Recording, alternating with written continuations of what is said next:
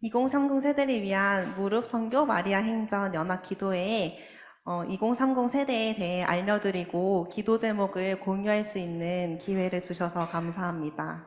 저는 5대째 신앙을 물려받았고 대학생 때부터 캠퍼스 선교단체에서 훈련을 받고 있습니다. 또한 작년 1월부터 성경적 여성관을 공부하고 알리는 캠퍼스 연합단체 슈브를 창립하여 캠퍼스 학생들을 계속 돕고 있습니다. 약 한 달 전 이 강의를 준비하기 위해 먼저 이기복 목사님과 미팅을 가졌었습니다. 이태원 한복판에서 이기복 목사님과 맛있는 것도 먹고 카페도 갔었는데요. 놀랍게도 저희는 세대 차이가 전혀 느껴지지 않았습니다. 왜냐하면 세상이 아무리 변한다고 해도 진리, 즉 성경적 가치관은 변하지 않고 자녀 세대가 아비 세대의 신앙을 물려받고 따라가기 때문이라고 생각합니다. 하지만 이 시대에 복음을 믿고 말씀을 따라 사는 청년들이 얼마나 있을까요?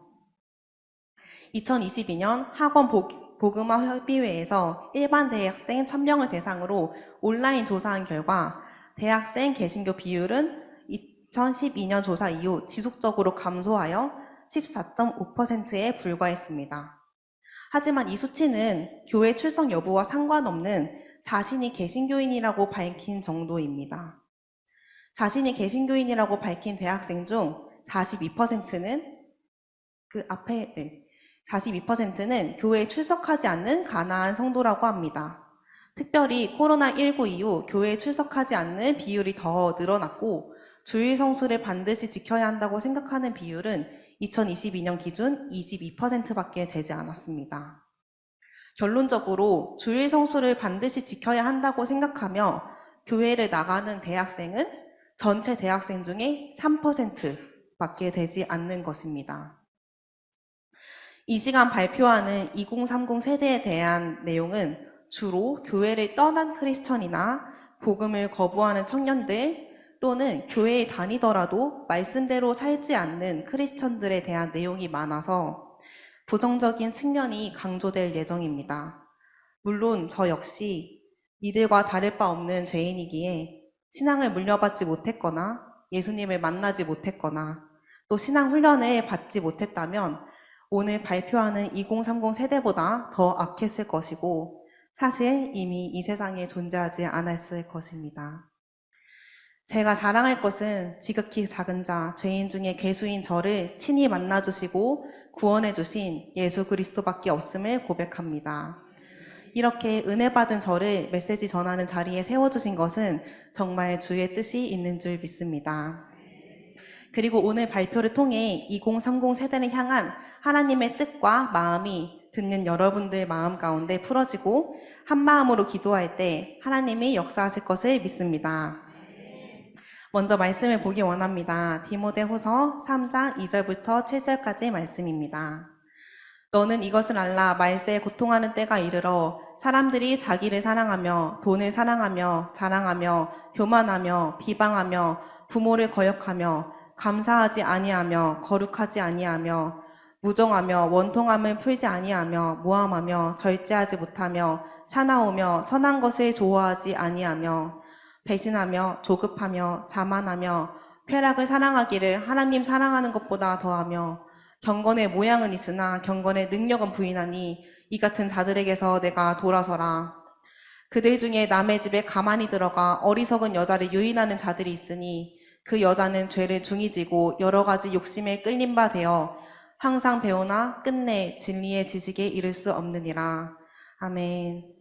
지금 이 시대에는 디모데 후서에 있는 여러 가지 죄들이 혼재되어 있고 2030 세대만의 특징을 딱 잘라서 얘기하기는 어려울 수도 있습니다만 제가 준비한 최근 3년 통계 자료들을 중심으로 두 가지로 정리해 보았습니다.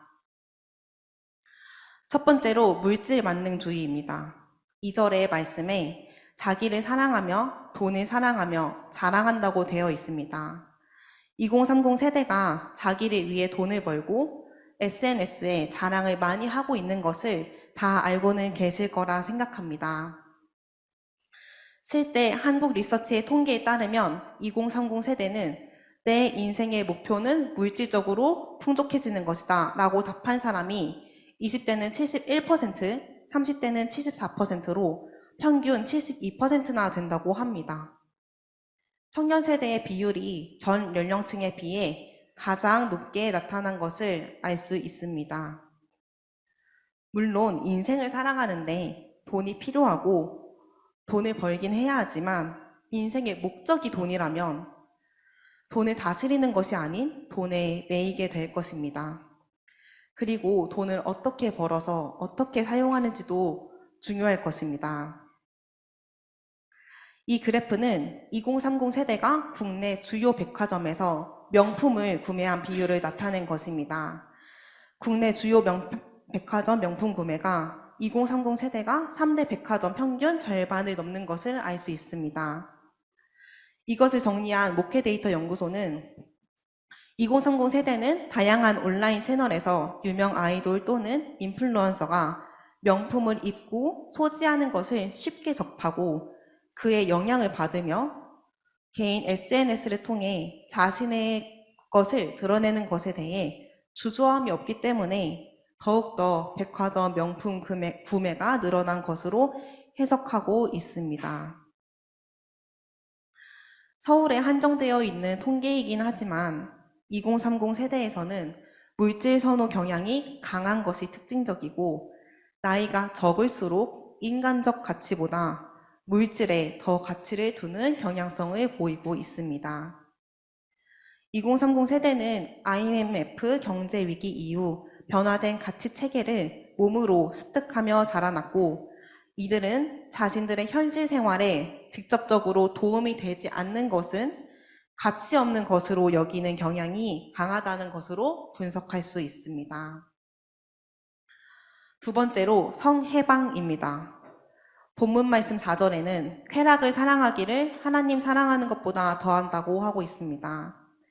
또한 참고구절 로마서 1장 말씀을 제가 읽겠습니다.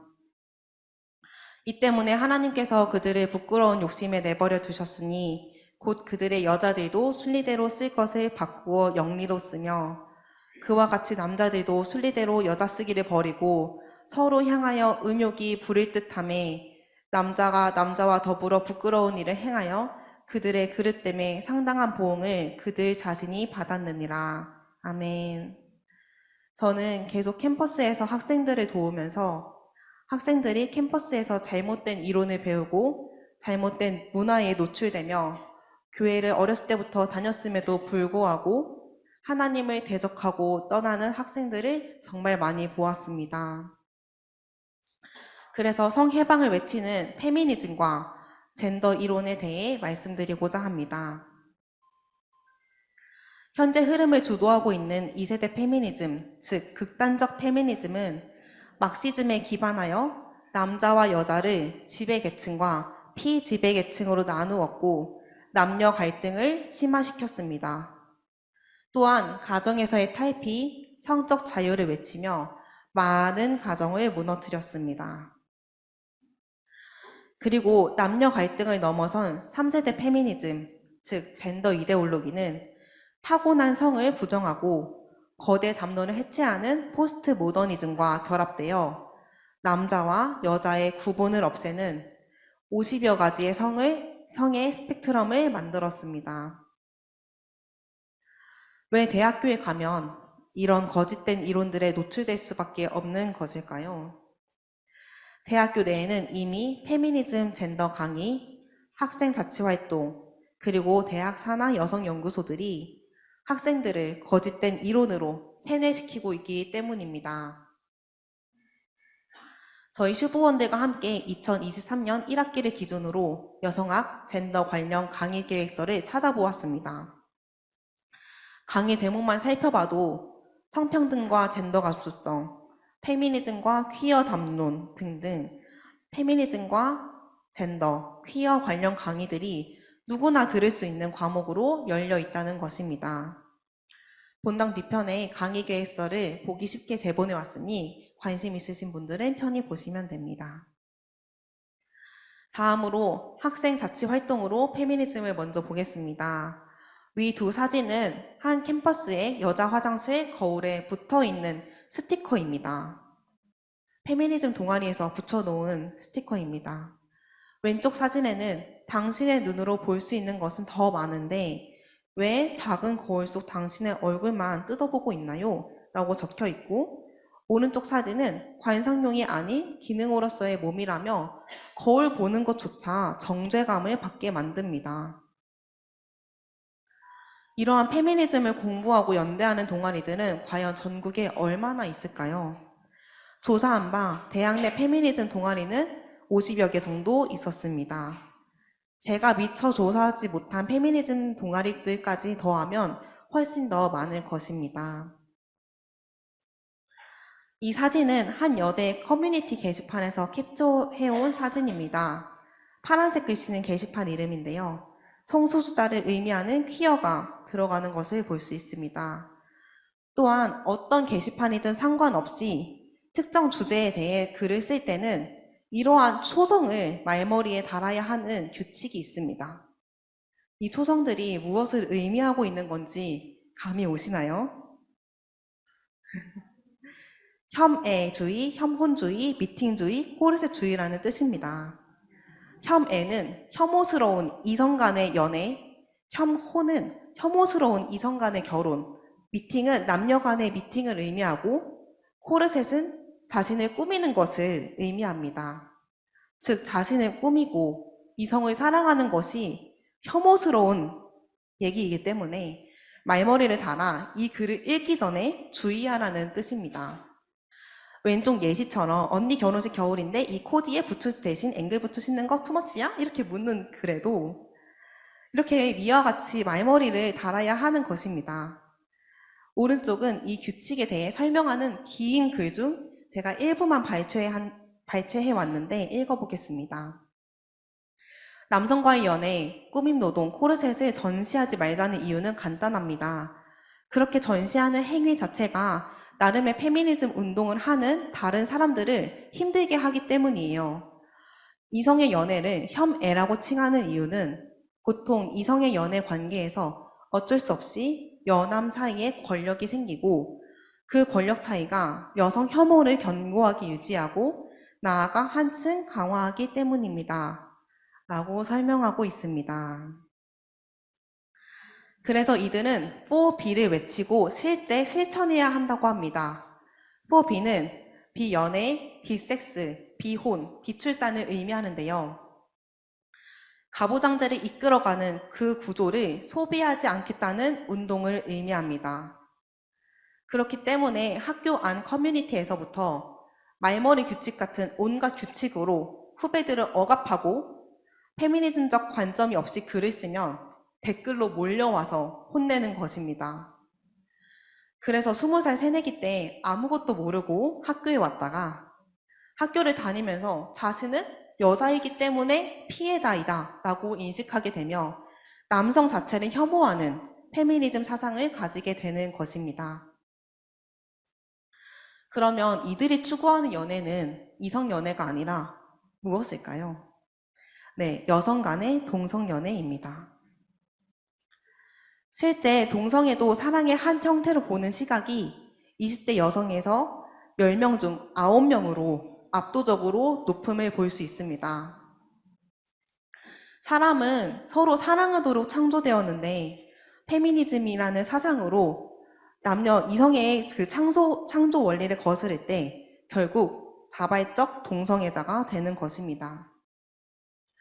이렇게 페미니즘은 결국 성소수자를 옹호하는 방향으로 흘러가게 됩니다. 또한 20대 여성 지인 중 성소수자가 있다고 응답한 비율은 44%로 모든 연령층 중에 가장 높았습니다. 저도 지인 중에 이대 기독교 학과에 편입하고 나서 해방신학을 공부하다가 남자친구와 헤어지고 자발적으로 성소수자가 된 친구가 있습니다. 위 사진은 한 캠퍼스 안에 붙은 현수막입니다. LGBT는 이성애자를 제외하고 모든 동성애자와 성소수자를 포함하는 단어인데 학교 입학 시즌에 이렇게 큰 현수막을 학교 안에 게시해 놓은 것입니다. 그리고 아래에 있는 무지개 행진은 동성애 행진을 의미합니다. 한 성소수자 동아리에서는 변태소녀 부활하다라는 문화제를 개최하기도 하고 지옥 개꿀이라는 티셔츠를 만들어 팔았습니다. 페미니즘은 결국 여성만 출산을 한다는 것에 불만을 가지고 하나님을 대적하기 때문에 모든 방향성이 반성경적일 수밖에 없는 것입니다. 실제 모든 반성경적인 행사와 운동이 학교 안과 밖에서 행해지고 있습니다. 올해 7월 1일 퀴어 축제에서는 숭실대, 연세대, 미화여대 등 기독교 정신을 기반으로 설립된 학교들도 참여했으며 퀴어 축제는 예수님과 유다를 게이 커플로 묘사하는 등 신성 모독이 가득한 현장이었습니다. 이러한 활동들을 하는 전국 대학 내 성소수자 동아리 현황입니다. 약 69개 정도가 있는데요. 이것도 더 많을 것입니다. 이러한 학교 강의, 학생 활동 외에도 대학 산하 여성 연구소들이 있습니다. 남녀공학, 여대를 불문하고 있는 이 여성 연구소에서는 반성경적 이론인 페미니즘과 젠더에 대해 연구하고 세미나를 개최하며 논문을 게재하고 있습니다. 학부 때는 이런 여성연구소에서 인턴 활동을 하기도 하고 졸업하고는 이곳에 취업하기도 합니다. 이렇게 자신을 잠재적 피해자, 남성을 잠재적 가해자로 여기며 혐오하는 문화는 과연 여성을 행복하게 할 수 있을까요? 사실 페미니즘과 젠더 이론은 여성을 자유롭게 하는 것이 아니라 오히려 여성을 더 불행하고 힘들게 만들고 있습니다. 실제 통계만 봐도 자해, 자살 시도로 응급실에 내원한 경우에 20대 여성이 높은 증가율을 보이고 있습니다. 특별히 우리나라는 미국의 페미니즘 운동을 따라가고 있는데요. 이때 미국의 필립스 슐레플리라는 사람은 페미니스트에게는 행복한 모델이 없다라고 말했고 실제 페미니스트들은 자살을 많이 하는데 페미니스트는 이것을 마치 순교처럼 여기며 추앙하기도 합니다. 또한 성소수자들은 과연 행복할까요?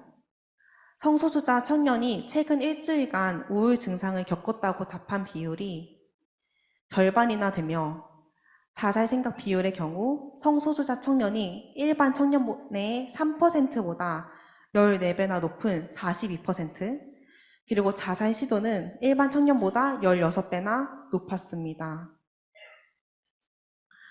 오늘 본문 말씀 6절, 7절 말씀에 그들 중에 남의 집에 가만히 들어가 어리석은 여자를 유인하는 자들이 있으니 그 여자는 죄를 중히 지고 여러 가지 욕심에 끌린 바 되어 항상 배우나 끝내 진리의 지식에 이룰 수 없느니라 라고 말씀에 적혀 있습니다. 지금까지 보아온 자기를 사랑하고 돈을 사랑하고 쾌락을 사랑하고 거짓된 이론에 속은 결과는 어떠할까요? 청년 세대의 거의 대부분이 결혼 전에 이성끼리 동거하는 것에 대한 문제의식이 전혀 없습니다. 결혼 전제와 상관없이 동거한다는 비율만 해도 53%로 반을 넘어가고 결혼을 전제한 동거에도 40%가 찬성하고 있습니다. 저는 결혼 여부와 상관없이 동거는 성경과 맞지 않다고 생각하는데 여러분들은 어떻게 생각하시나요? 동성결혼 법제화 찬성도 다음 PPT 넘겨주세요. 네, 해마다 증가하는 추세를 보이고 있습니다. 왼쪽 표는 파란색 세모가 반대이고 주황색 동그라미가 찬성인데 그 격차가 계속 줄어들고 있음을 볼 수 있습니다. 오른쪽 그림은 연령별로 동성결혼 법제화에 찬성한 비율입니다. 20대는 64%, 30대는 53%로 이미 절반 이상의 청년들이 동성결혼에 대해 수용하자는 인식을 갖고 있음을 알 수 있습니다. 여성의 자기결정권을 앞세우며 책임감 없는 성생활을 즐기고 생명을 죽이는 것을 권리라고 낙태를 합리화하고 심지어 합법화까지 하려고 합니다. 반면에 낳을 권리라며 정자를 기증받아 결혼하지 않고 아이를 낳을 권리를 주장하고 있습니다. 왼쪽에 있는 그래프는 미혼 남녀를 대상으로 결혼 생각 없음의 비율을 나타낸 그래프입니다.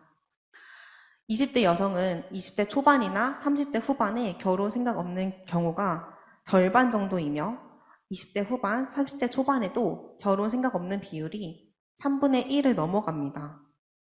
청년 남성 또한 결혼할 생각이 없는 것이 3분의 1 정도 됩니다.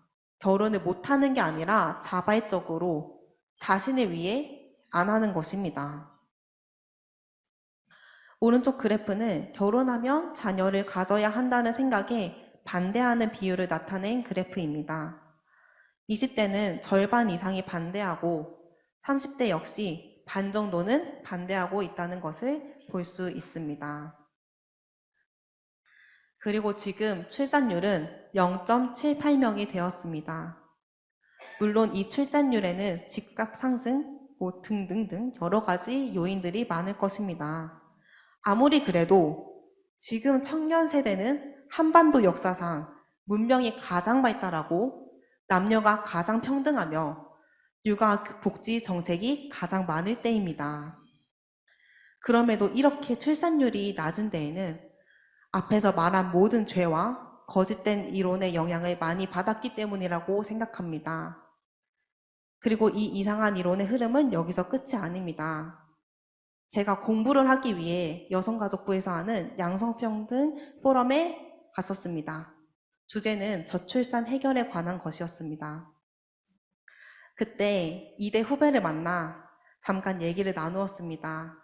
그 친구는 정말 고등학교도 빨리 졸업하고 아직 21살인데도 불구하고 3학년에 미국 대사관에서 인턴 활동을 하는 아주 똑똑한 친구였습니다. 그런데 그 친구가 말하기를 2년 동안 성평등 포럼이었는데 왜 양성평등 포럼이 되었고 저출산이 대체 왜 시급한 문제냐고 저에게 물었습니다. 그래서 제가 그럼 어떤 문제가 여가부에서 다룰 만한 심각한 문제냐라고 물었습니다. 대답은 하지 못하더군요. 다만 저출산으로 나라가 없어지면 다른 나라와 통합하면 된다고 했습니다. 자기 친구들은 다들 그렇게 생각한다고 합니다. 20대 초반 대학생의 생각입니다. 네, 다음 PPT 넘겨주세요. 제가 약 2년 전에 미국 여행을 가서 명문 대학이자 연합관리교회 계열인 에모리 대학에 방문했었습니다. 학교 식당 앞에 이런 벽화가 있었고 성소수자 동아리가 있었습니다.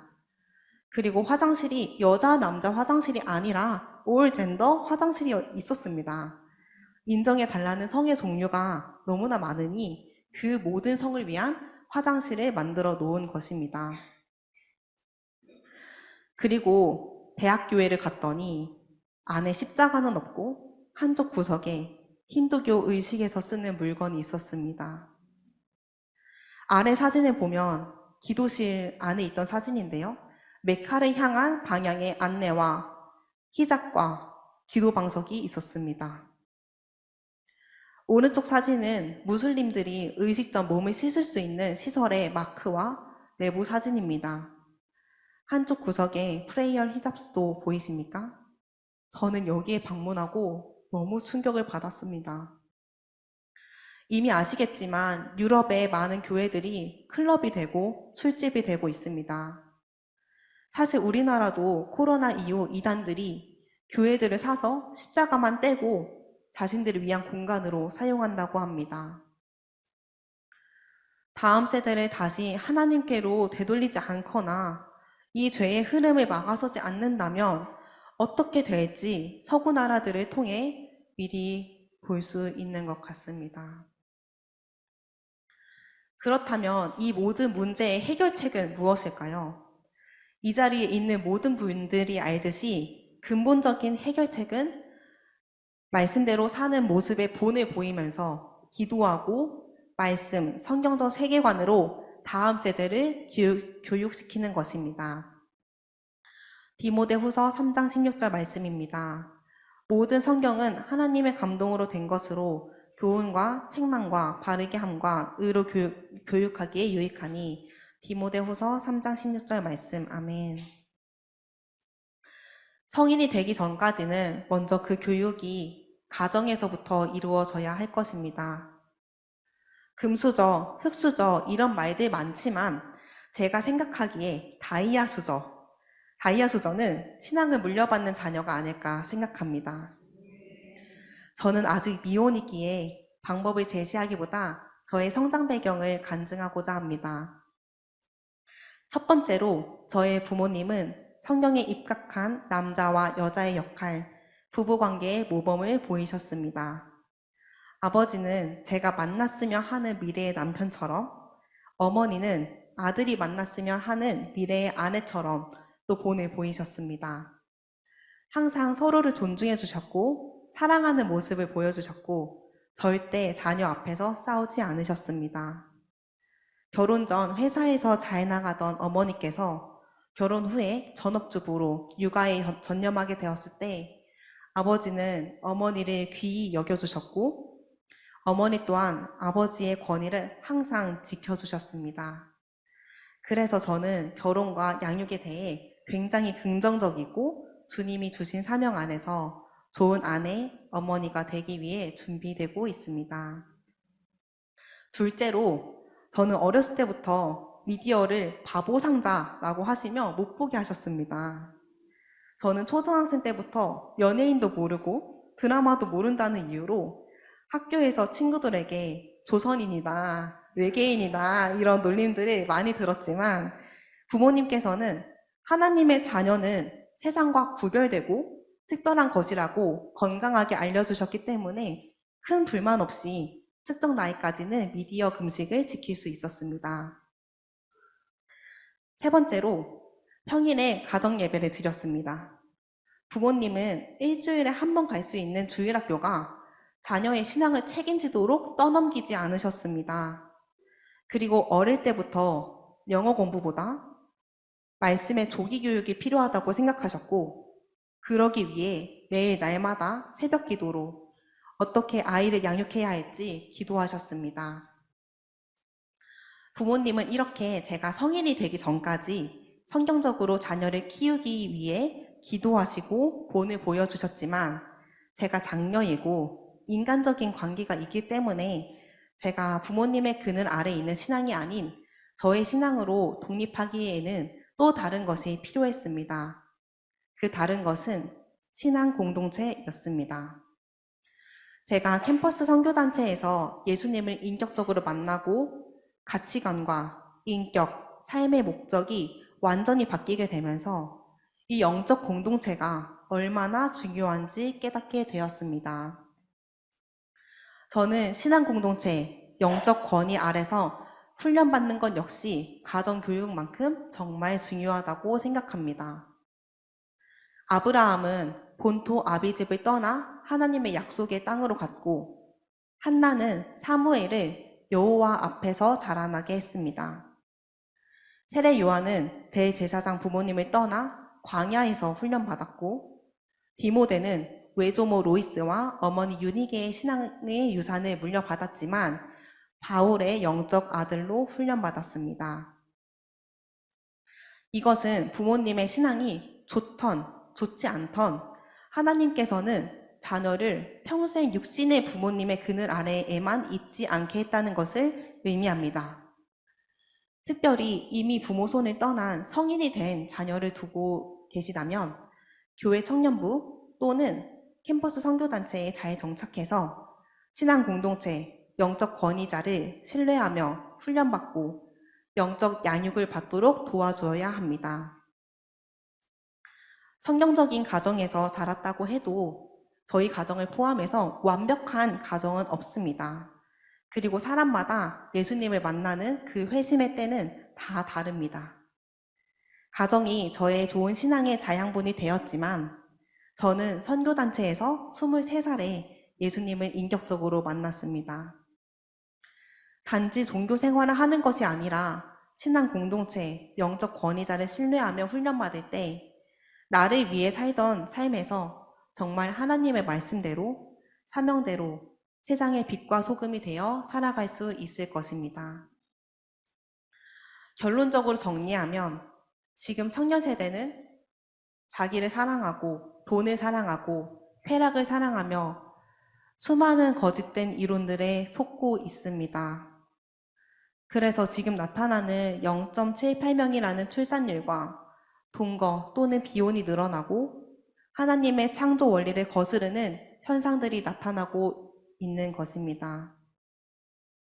이것들을 해결하기 위해서는 앞서 나눈 것과 같이 먼저 교회가 깨어 기도하며 각 가정에서 자녀를 성경적 가치관으로 교육하고 키우고 하나님을 신뢰하며 신앙 공동체의 권위 아래 훈련받을 수 있도록 도와줘야 할 것입니다. 말씀을 읽겠습니다. 주의 권능의 날에 주의 백성이 거룩한 옷을 입고 즐거이 헌신하니 새벽 이슬 같은 주의 청년들이 주께 나오는도다. 시편 110편 3절 말씀. 아멘. 말씀대로 거룩한 옷을 입고 즐거이 헌신하는 새벽 이슬 같은 주의 청년들이 일어날 것을 믿음으로 선포합니다. 마지막으로 슈브를 소개하고 마치겠습니다. 슈브는 방향을 돌리다, 회복하다, 돌이키다 라는 뜻을 가진 고대 히브리어로 구약 성경에 1059에 사용된 단어입니다. 청년단체 슈브는 하나님이 지으신 여성의 모습으로 돌아가고자 하는 자들의 캠퍼스 연합 스터디 모임이며 여성에 대해 성경에 기반해서 공부하고 성경적 가치관에 기반한 여성 운동을 하고 있습니다. 슈브의 미션과 비전, 핵심 가치는 이렇게 정리할 수 있습니다. 먼저 슈브의 미션은 캠퍼스 한 여성을 하나님의 형상으로 회복시켜 건강한 가정과 사회를 이루는 것입니다. 비전은 한 여성이 여성을 사랑하시는 예수님을 인격적으로 만나 성경적 가치관으로 회복되는 것입니다. 두 번째로 성경적 여성 운동을 통해 캠퍼스와 교회를 깨우고 개혁하는 것입니다. 마지막으로 이 회복된 여성이 성경적 가정을 이루는 것입니다. 슈브의 핵심 가치는 진리, 사랑, 회복입니다. 캠퍼스의 여성들이 하나님 말씀인 진리로 무장하고 하나님의 사랑으로 영혼을 사랑하고 하나님의 형상대로 회복되기를 바랍니다. 또한 넌 크리스천들에게도 페미니즘의 실체를 알리고 성경에 기반한 새로운 문화를 만들고자 하는 새롬이라는 단체도 만들었습니다. 저희가 공부한 페미니즘의 민낯 책 심포지엄 영상을 만들어 유튜브에 올렸고 지금은 하나님의 인도하심을 구하며 단체 출범을 구체적으로 준비하고 있습니다. 저 포함 10명이 활동하고 있고 위에 6명의 슈브 임원진들과는 책을 공부하고 또 영상 만들기도 하고 그런 것들을 중점적으로 하고 있으며 밑에 있는 새롬 임원진들과는 따로 모여서 성경적 가치관을 세상에 어떻게 하면 잘 전달할 수 있을지 기도하고 고민하며 회의하고 있습니다. 비기너 클래스를 듣고 있는 새내기도 있는데요. 이 비기너 클래스에 대해서는 뒤에서 더 자세히 소개하도록 하겠습니다. 너무 놀라운 것은 저희 단체 이름인 슈브, 즉 회복하다라는 의미와 같이 이 한 명 한 명이 정말 하나님이 창조하신 오리지널 디자인으로 회복되어 가는 것을 느끼는 것입니다. 모임을 하면 할수록 나도 모르게 속고 있던 그 페미니즘의 잔재들이 빠져나가고 상처도 치유되고 있습니다. 이 중에서는 이혼 가정에서 자라 극단 페미니스트가 되었다가 회심해서 함께 동역하는 지체들도 있고 목사님 자녀인 지체들도 있습니다. 좋은 배경에서 성장했던 결핍이나 상처가 있던 하나님께서는 친히 치유하시고 모든 것을 합력하여 선을 이루신다는 것을 모임이 진행될수록 더 많이 느끼고 있습니다. 네, 슈브는 스터디, 교재, 컨텐츠 제작, 교육, 행사 개최 및 참여, 메신저 활동 등 활발한 활동을 이어가고 있습니다. 먼저 강의와 책으로 페미니즘에 대한 올바른 성경적 가치관을 정립합니다. 주요 책들은 이런 것들이고요. 그리고 다음으로 함께 공부한 내용, 학내 페미니즘 현황, 나의 가치관을 편한 분위기 속에서 나누며 친밀함 안에서 성경적 가치관으로 디톡스 되는 시간을 가집니다. 또한 식사 교재와 교재 모임, 1대1 만남 등을 통해 캠퍼스에서 진리를 수호하는 든든한 동역자들을 세워가고 있습니다.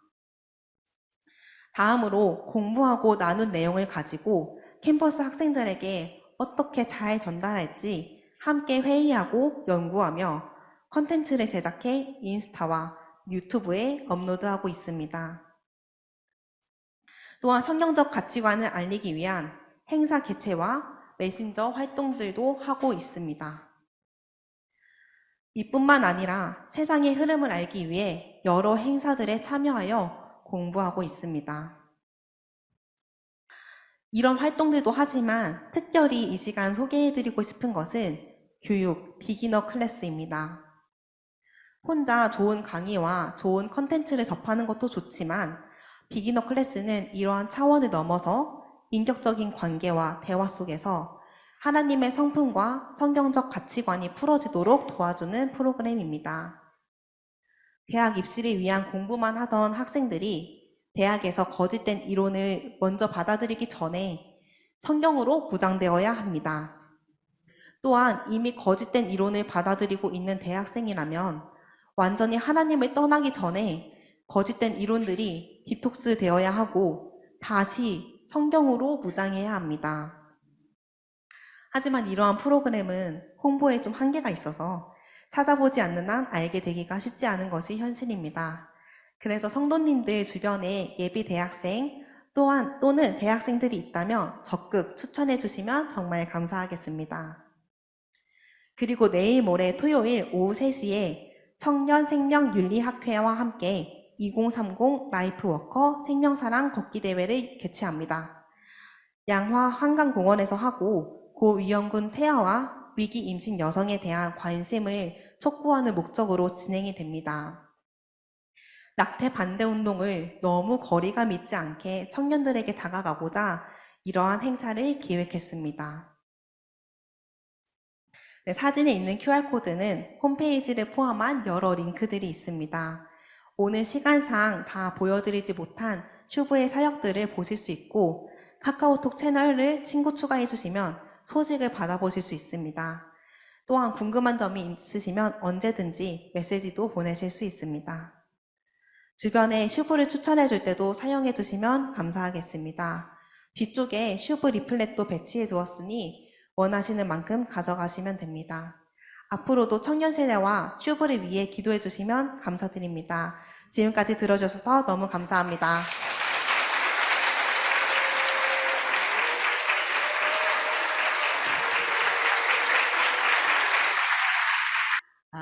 우리 목사님 오픈하신 것처럼 현실을 보면 우리가 참 여러 가지 부정적인 생각이 들지만 우리가 믿음으로 이렇게 한 그루의 작은 나무를 심고 또 전진을 하면 하나님께서 놀랍게 변화시켜 주시지 않을까 이런 기대를 가지고 우리가 모였습니다. 그렇죠? 네, 제가 엘파소라는 데를 간 적이 있는데 미국의 아주 남부의 시골입니다. 근데 오라 그래서 갔더니 비행기 타고 오래 갔어요. 근데 가보니까 한 30명밖에 안 나오는 교회예요.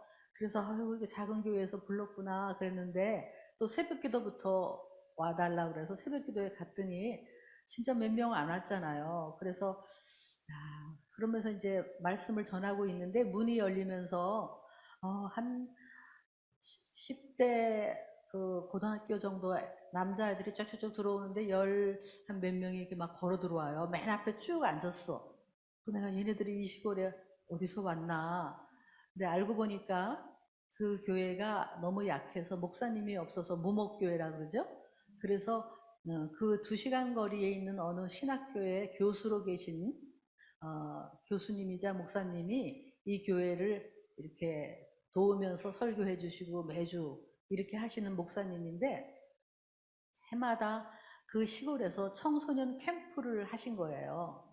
그래서 약 한 열흘 정도 하시는 것 같은데, 그래서 어디서 왔는지 그게 이제 소문이 나가지고 쭉 와서 캠프를 하는데, 이제 새벽기도 하고 또 밥 끓여준 거 잘 먹고 한 바퀴 뛰고 또 큐티하고 또 한 며칠 있으니까 전해에 졸업한 선배들이 또 오고, 그래서 막 농구도 하고 운동도 하고 찬양도 하면서 그 책도 얘기하고 이러면서 그들에게 어떤 그 비전과 리더십을 가르치는 그런 학교였어요.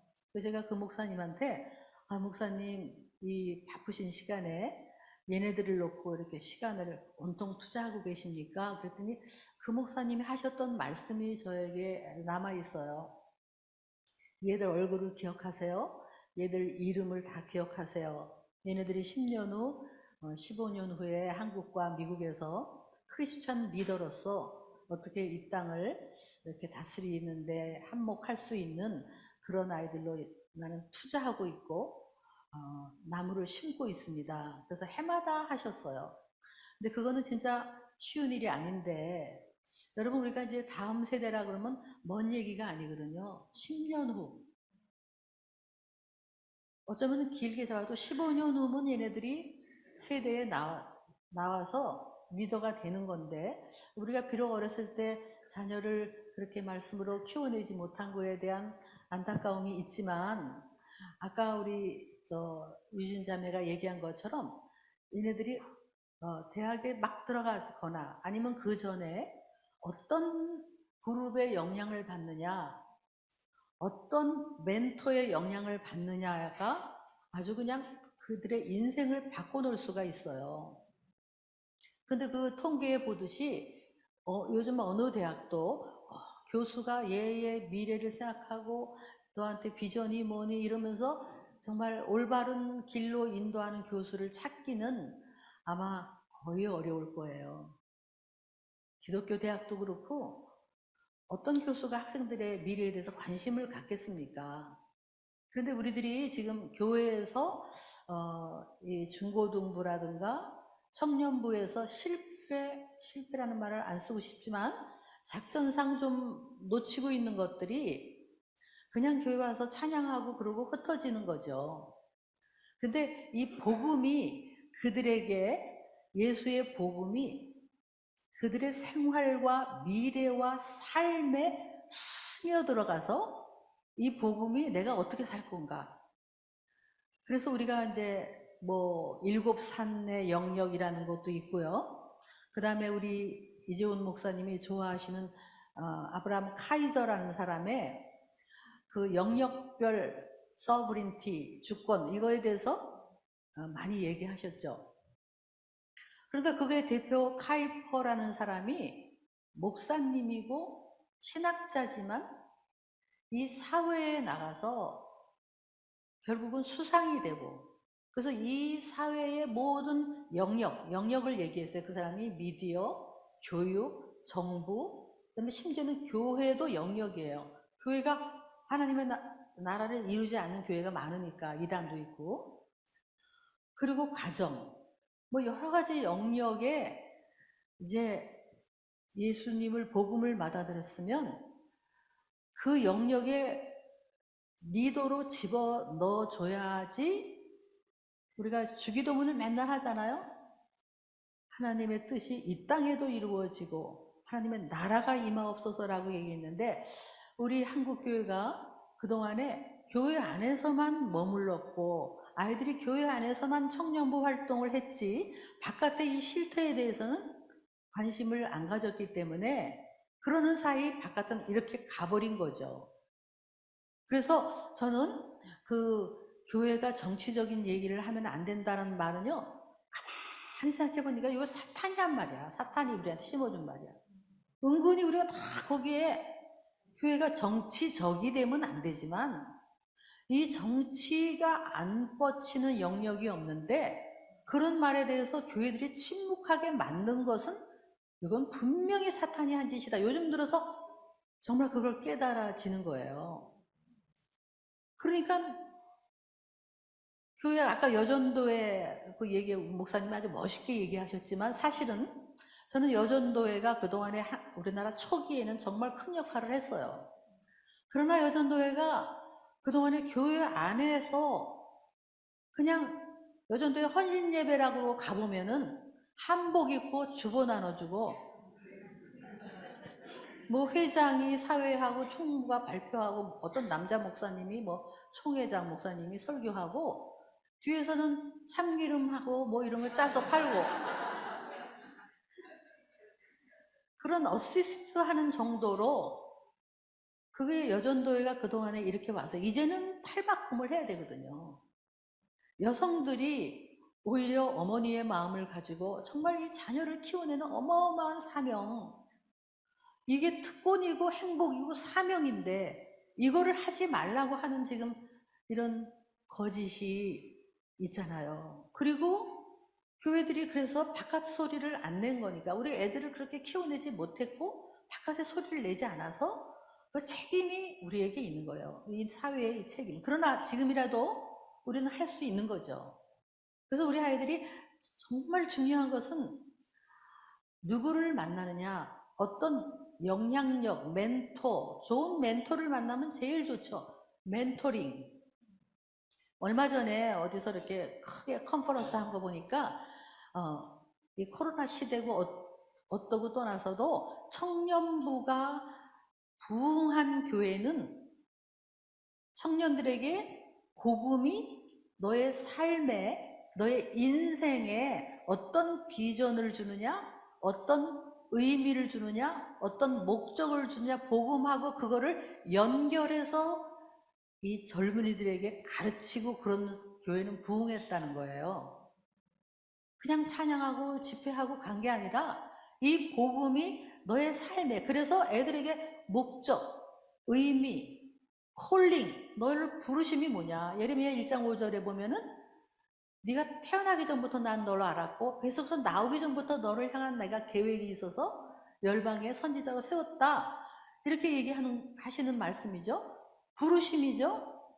어쩌면 운명과도 같은 우리가 태어날 때 나를 향한 하나님의 부르심이 없는 사람이 하나도 없는데 우리 자녀에게 어렸을 때부터 공부해라, 서울대학교 가라 이게 아니라 너를 향한 부르심이 뭘까? 목적이 뭘까? 의미가 뭘까? 어쩌면 지금 애들이 이렇게 쾌락으로 빠지고요. 뭐 명품, 저도 이제 그거 현장을 신세계백화점 가가지고 이제 10시 반인가 10시에 문을 열어서 기다리고 있는데 젊은이들이 줄을 쫙 서 있어요. 그래서 이게 뭐야? 그랬더니 문 열리다 막 그냥 해가지고 거기 샤넬에 줄을 서 있는데 그게 아마 뭐 이렇게 뭐가 있나 봐요. 다 못 사나 봐. 그래서 우리는 이게 뭐야? 얘네들이 왜 이렇게 뛰어가더라? 미친 듯이 뛰어가더라고. 근데 그들에게 사실은 저는 걔네들이 정말 인생의 의미를 발견한다면, 목적을 발견한다면, 나를 향한 부르심과 정말 어떤 거룩한 이런 운명 같은 나의 부르심을 알고 간다면 그러겠어요?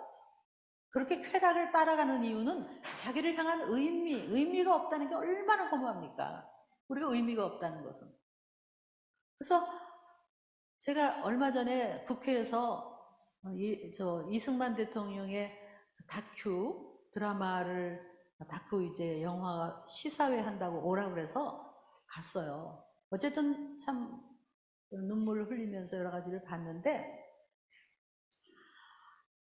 집에 와가지고 제 남편한테 뭐라 그랬냐면 참 진짜 어려운 나라를 이렇게 세워나간 그 이승만 대통령의 그래도 우리나라에 오지도 못하게 해갖고 하와이에서 돌아가셨잖아요.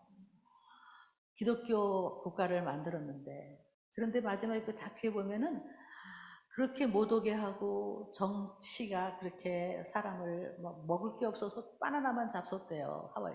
근데 마지막에 죽을 때 갈라디아서 말씀을 우리나라가 종의 멍에를 어쨌든 근데 돌아가신 다음에 이제 시신이 왔는데 그 다큐 사진을 보니까 하얀 소복을 입고 모든 백성들이 땅바닥에서 울고 막 남대문 꼴짝이 곡짝이 뭐 모든 다 올라가서 통곡을 하고 온 백성이 우는 사진이 있더라고요. 진짜 아무리 정치는 그래도 그분이 기독교 국가를 만들었는데 뭐 그 얘기는 나중에 한번 여러분이 영화를 보시고요. 근데 제가 집에 와서 저희 장모님한테 여보, 이승만 대통령이 73세의 대통령이 됐어. 그 가난한 나라를 그 위기를 극복하고 기독교 자유민주주의 국가를 만드는데 73세의 부르심을 그걸 그래서 여보 우리 늦지 않았어.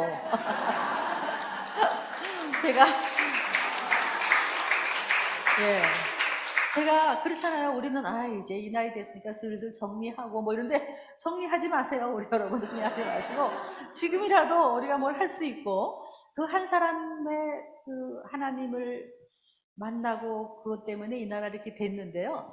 어쨌든 우리가 모든 영역에 미디어, 정부, 교육, 경제, 종교, 뭐 가정, 뭐 여러 가지 이런 거에 그래서 CCC 운동이 한때 참 얼마나 큰 역할을 해서 좋은 목사님들 교회 부흥의 역할을 했지만 CCC도 어떻게 보면 그때 그 복음이 교회에서 목사만 되는 게 아니라 그들로 하여금 각 계층의 그 무장된 리더로 파송을 했다면 더 좋지 않았을까라는 생각이 드는 거예요. 그 영역별로, 그죠? 그래서 우리 교회들이 이제는 그걸 뱀처럼 정말 지혜롭고 비둘기처럼 순결한 우리 젊은이들을 내어보내서 내가 우리 유진 자매 보고 이제 저 딱 학기가 시작되면 그래서 이렇게 얘기했어요. 이제 대학원 다 졸업했지만 작전상 다시 대학원 들어가라. 또 무슨 뭐 정책 대학원 이런 거 있잖아. 그거 들어가서 그 다음에 학기 딱 시작하면 MT에 여러분 자녀들이요. MT 잘못 갔다 오면 그때부터 이제 근데요 이런 MT 나쁜 MT는요 얼마나 애들한테 잘하는지 몰라요. 살살 녹여 막 선배들이 혹 다 미혹되는 거예요. 그래서 MT를 해라. 학기 초에 MT를 쫙 여러분이 도와주시고 그래서 MT를 해서 초반에 애들이 딴 게 무장되기 전에 초반에 애들을 그래서 그들이 예수님을 만날 수 있도록 그 다음에 얼마나 여성의 역할이 어머니의 역할이 얼마나 축복이고 행복인가를 그들에게 얘기해주고 그렇게 할 수 있도록 그래서 우리 여기 정말 우리 기도하시는 여러분들 우리가 함께 우리 자녀들이 잘못된 길로 빠지기 전에 정말 잘못된 사상에 접하기 전에 정말 이러한 운동과 또 우리가 할 수 있다고 믿습니다. 할 수 있고 시간이 다 돼서 제가 더 못하겠는데요. 한 그루의 작은 나무를 심으면 10년 후에 이제 우리 이렇게 좋은 여성운동 또 우리 이 주말에 한번 특강하라고 해서 갔더니 남학생들도 같이 하더라고요. 협력해서 이렇게 하면서 올바른 가정, 올바른 결혼, 올바른 인생을 살 수 있도록 우리 다음 세대를 일으키는 것이 우리의 사명인 줄 믿습니다. 네, 감사합니다. 주님, 내 마음이 아직도 깨어지지 못했다면, 아직도 진실로 울지 못한다면, 아직 이 나라 이민족의 처한 현실을 알지 못한다면, 현실을 보지 말라는 게 아니고 현실을 인식해야 돼요. 인식해야 간절함이 나오고 인식해야 내 연약함을 볼 수 있거든요. 먼저 여러분들 위해서 기도해 주시고 여러분들 자녀의 부모가 아니라 이 나라 이민족의 부모예요. 다음 세대의 부모예요. 엄마예요. 저는 조금 전에 이승만 대통령 얘기를 해주셨는데요. 하나만 얘기하겠습니다. 그 당시 시대와 지금 시대 어디가 더 어려울까라는 생각을 합니다. 상황을 탓하지 않고 하나님은 그 한 사람을 깨워주셨습니다. 한성 감옥 안에서 비전을 보게 하셨습니다. 기도하게 하셨습니다. 그리고 그 기도를 따라서 한 걸음 한 걸음 나가게 하셨습니다. 그렇다면 여기 있는 저와 우리를 통해서도 먼저 비전을 보게 하실 것입니다. 이 모든 것을 다 품고 여러분 우리 자매님이 정리해준 기도문과 또 여러분에게 주신 그 기도 여러분들에게 주신 그 안타까움을 가지고 주님 앞에서 함께 기도하겠습니다. 사랑하는 주님, 이 시간 우리가 하나님의 귀한 딸 우리 유진 자매를 통하여서 2030 세대가 어떠한 현실에 처해 있는지, 그들을 억누르고 있는 것은 무엇인지, 그들의 영혼을 사로잡고 있는 페미니즘과 또 여러 가지 성평등 이론과 물질주의와 이 사회에서 주는 여러 가지 영향들을 들었습니다. 그렇습니다. 주님, 그들의 눈앞에는 홍해가 있습니다.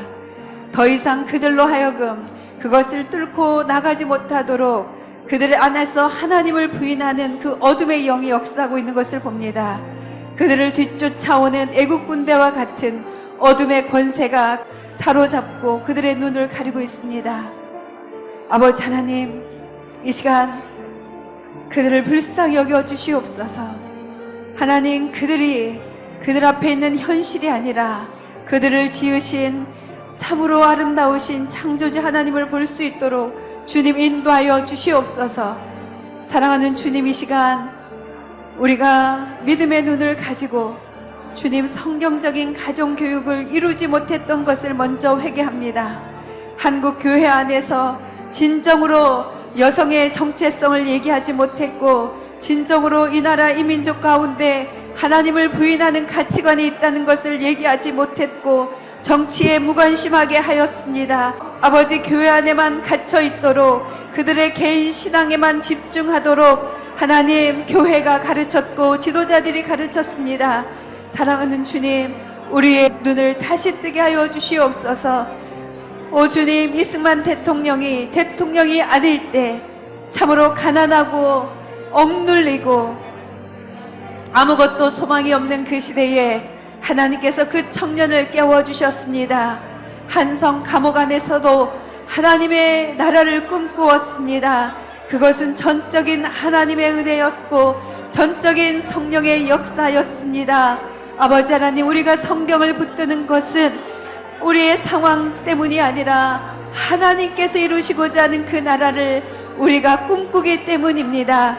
아버지 하나님, 우리 유진 자매의 부모님과 같은 부모님들이 한국교회 안에 더 많아질 수 있도록 아버지 하나님, 세상의 흐름을 따라가는 부모가 아니라 성경에서 말씀하고 있는 그 진리를 기준으로 자녀들을 양육하는 부모들이 세워지도록 아버지 하나님 인도하여 주시옵소서.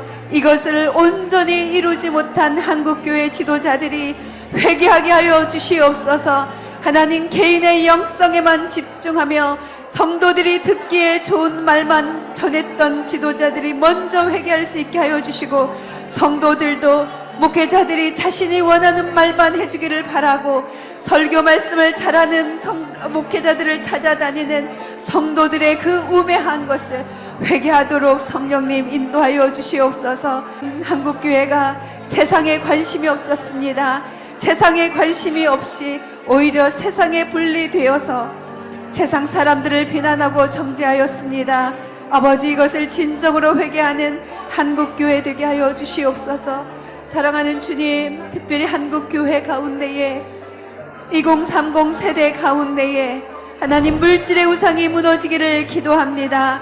그들을 사로잡고 있는 성공의 우상을, 물질의 우상을, 쾌락의 우상을 하나님 무너뜨려 주시옵소서. 만몬의 세력에 쌓여서 하나님보다 돈을 더 사랑하며 하나님보다 자신을 더 사랑하는 청년 세대를 불쌍히 여겨 주시옵소서.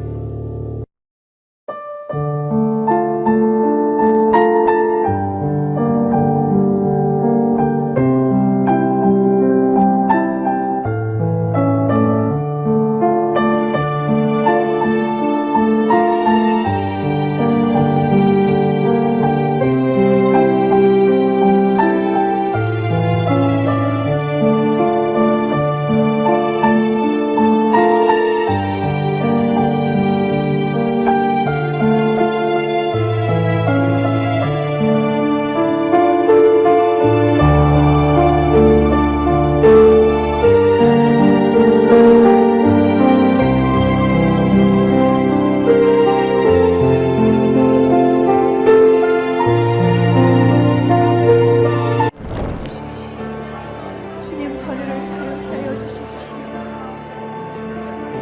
주님 이 시간에 우리 2030 세대 가운데에 성경을 알 수 있도록 말씀을 배울 수 있도록 하나님 믿음의 공동체를 만나게 하여 주시옵소서. 아버지 어렸을 때 교회 나갔던 청년들 가운데에 이제는 교회를 나가지 않고 있는 많은 청년들이 다시 교회로 돌아올 수 있도록 주님 그들이 하나님의 음성에 귀 기울일 수 있도록 주님 역사하여 주십시오. 어렸을 때 들었던 그 성경의 말씀이 기억나게 하여 주시옵소서. 갈 길을 알지 못하고 있을 때에 하나님 그 어렸을 때 들었던 성경 말씀이 기억나서 그 말씀 때문에 하나님을 갈망하는 마음이 다시 일어나게 하여 주시고 하나님을 갈망하는 마음으로 교회로 나갈 수 있도록 그들의 마음과 그들의 발길을 주님 주장하여 주시옵소서. 아버지 하나님 그들 가운데에 성경을 같이 배울 수 있는 믿음의 공동체를 만나게 하여 주시옵소서. 아니 한 영혼을 붙잡고 성경을 가르칠 수 있는 하나님의 사람들을 보내주시옵소서.